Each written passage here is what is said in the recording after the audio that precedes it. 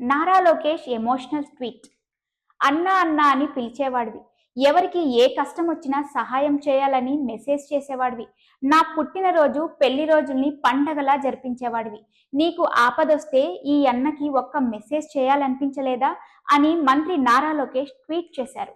TDP కార్యకర్త ఆత్మహత్య ఘటనపై భావోద్వేగంతో స్పందించారు. వారి కుటుంబానికి అండగా ఉంటానని ఎక్స్లో ట్వీట్ చేశారు. దిద్దలేని చాలా పెద్ద తప్పు చేశావు తమ్ముడు, ఐ మిస్ యూ అని ట్వీట్ చేశారు నారా లోకేష్. ఆత్మాభిమానం ఉండొచ్చు, కానీ ఆత్మహత్య చేసుకునేంత కాదు. నువ్వు బలవన్మరణానికి పాల్పడిన వార్త సామాజిక మాధ్యమాల ద్వారా తెలుసుకున్నా. నిన్ను బతికించేందుకు చేయని ప్రయత్నం లేదు. సారీ శ్రీను, నీ కష్టమేంటో నాకెప్పుడూ చెప్పలేదు. కలిగిన నష్టాన్ని తెలియనివ్వలేదు. నువ్వు లేవు, కానీ నీ కుటుంబానికి అన్నగా అండగా ఉంటా అని పోస్ట్ చేశారు నారా లోకేష్.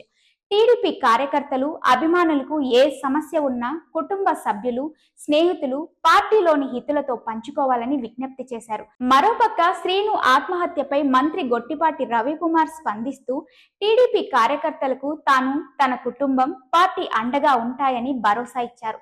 శ్రీను కుటుంబానికి ఆదుకుంటామని హామీ ఇచ్చారు.